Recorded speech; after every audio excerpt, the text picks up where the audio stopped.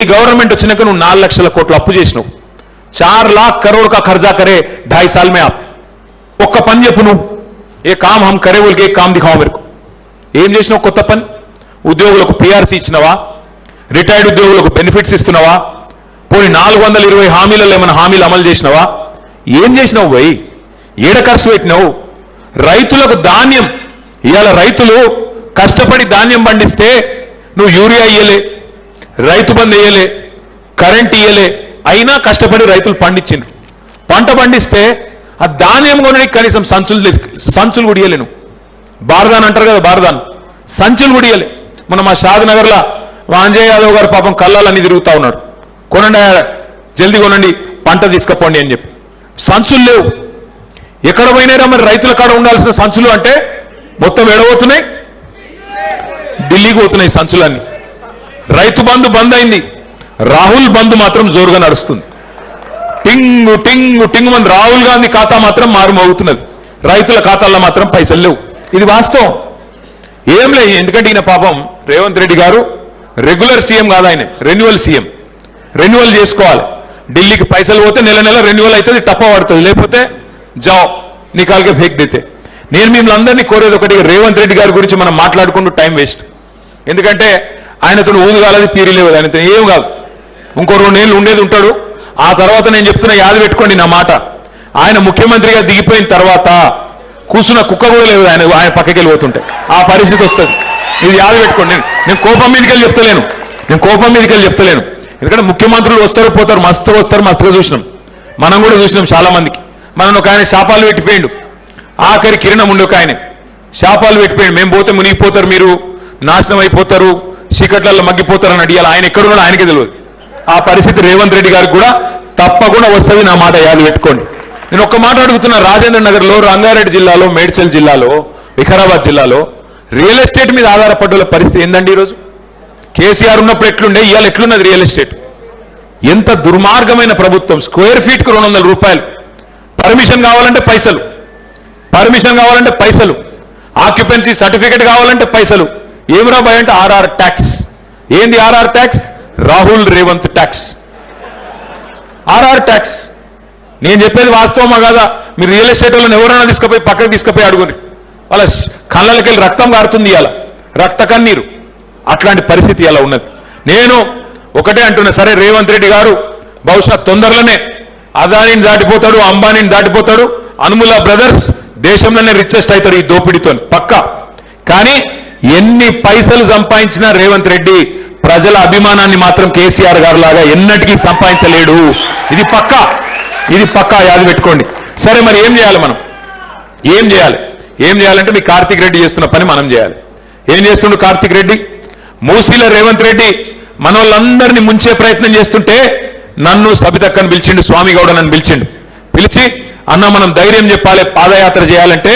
మొత్తం ఒక 5-6 కిలోమీటర్లు మేమంతా కూడా ఆ కూలిపోతున్న ఇండ్లు ఏవైతున్నాయో వాటిని కాపాడేందుకు రేవంత్ రెడ్డి కళ్ళు తెరిపించేందుకు పాదయాత్ర చేసినాం పేదల ఇల్లు గులగొట్టకుండా చేయవయ్య ప్రాజెక్టు నిన్ను ఓడొద్దన్నాడు నీ కమిషన్లు కావాలంటే మేమే తీసుకొచ్చి ఇస్తాం కానీ దయచేసి పేదవాళ్ళ ఇల్లు గులగొట్టకు అని చెప్పి మేమందరం పాదయాత్ర చేసినాం అట్లాగే మహాత్మా గాంధీ స్టాచ్యూ పెడతాడట రేవంత్ రెడ్డి నమ్మేదేమో గాడ్సేని చేసే పనులేమో గాడ్సే పనులు కానీ గాంధీ బొమ్మ పెడతాడంట ఈయన గాంధీ బొమ్మ పెడతా అంటే ఆఖరికి గాంధీ గారి మునిమన్మడు చెప్పిండు తుషార్ గాంధీ వద్దురా నాయన గాంధీ గారి పేరు మీద నీయసంటోడు పెడితే ఆయన ఆత్మ కూడా క్షోభిస్తుంది పెట్టకు నీకు దండం పెడతా గాంధీ పేరు చెప్పి పేదోళ్ళ గరీబోళ్ళ ఇల్లు గులగొట్టకని చెప్పి గాంధీ గారి మన్మడు కూడా చెప్పిండు అయినా ఇంటలేడు పేద మధ్యతరగతి ఇళ్ళ ప్రజలను కూలగొట్టే పని చేస్తా ఉన్నాడు చిన్న పిల్లలు కిట్టి బ్యాంకు తీసుకొచ్చి ఇస్తారు మాకు అన్న రేవంత్ రెడ్డి అంకుల్కు చెప్పండి ఈ పైసలు తీసుకొని జర మా ఇల్లు ఇడిచిపెట్టమని చెప్పు ఆయనకు కావాలి కాంట్రాక్టులు కమిషన్లు గదే కావాలి ఆ పైసలు ఏదో మా కిట్టి బ్యాంక్ పైసలు కూడా మేమే ఇస్తాం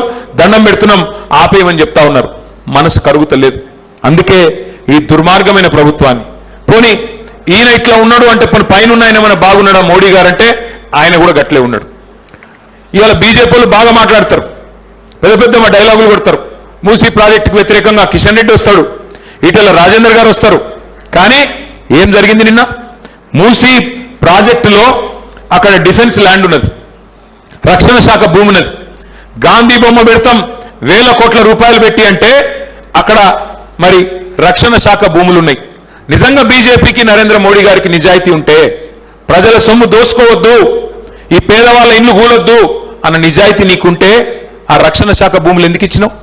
నిన్నగాక మొన్న ఇచ్చిండు నరేంద్ర మోడీ ప్రభుత్వం. బడే బాయ్ ఛోటే బాయ్ దోనో జోడ్కే చల్ రే అచ్చా. మంచిగా నిన్న భూములు ఇచ్చేసిండు, మొత్తం రక్షణ శాఖ భూములు.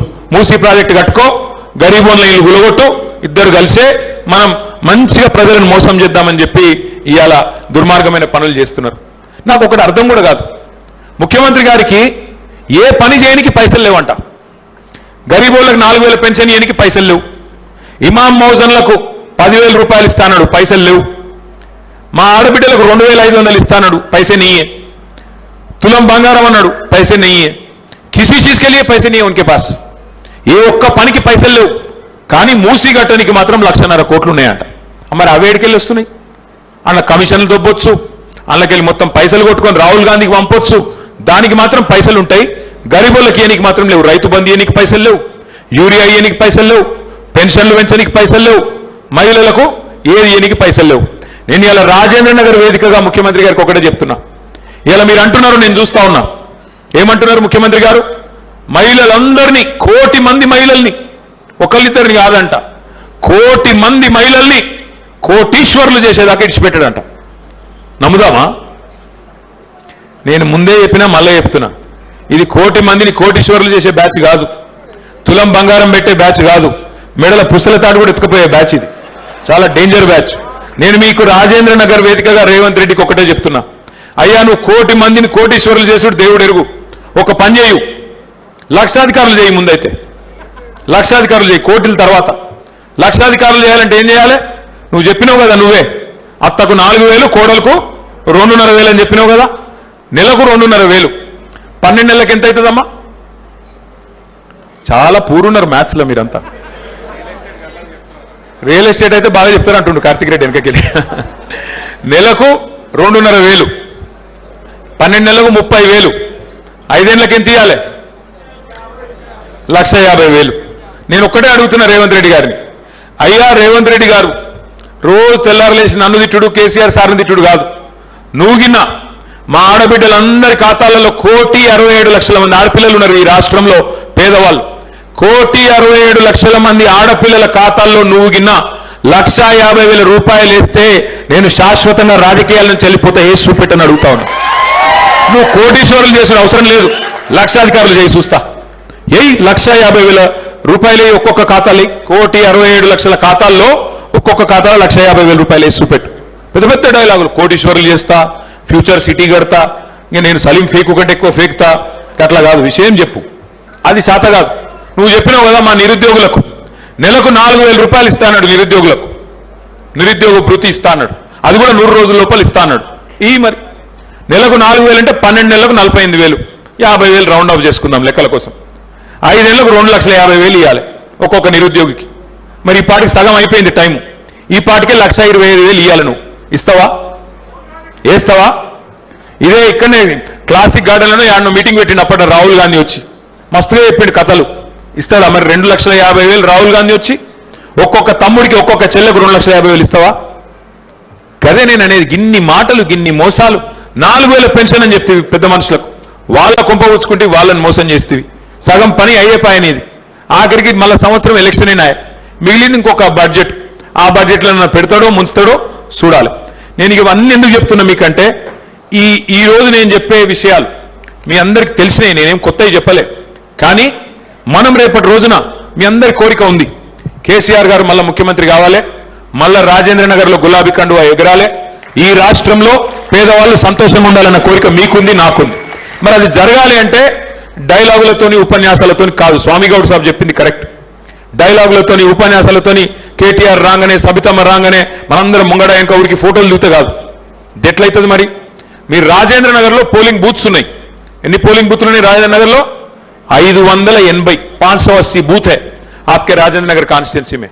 मैं तमाम भाइयों से बहनों से मैं అన్నదమ్ములతో ఒకటే నేను దండం పెట్టి చెప్పేది, మీరు నేల విడిచి సాము చేయకండి, మీరు ఎక్కడో యుద్ధాలు చేయకండి, మీరు చేసే యుద్ధం అంతా మీ బూత్లనే చేయాలి.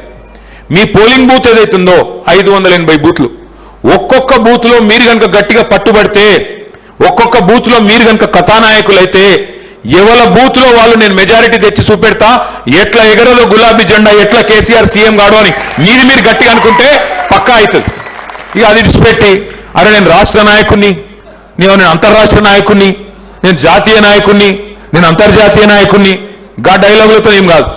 మొదలు నీకు చేతనైతే నీ బూత్లో మెజారిటీ తెచ్చి చూపెట్టు, లేకపోతే నువ్వు ఎంత పెద్ద నాయకుడైనా బేకారే. ఉన్న మాట చెప్తున్నా నేను.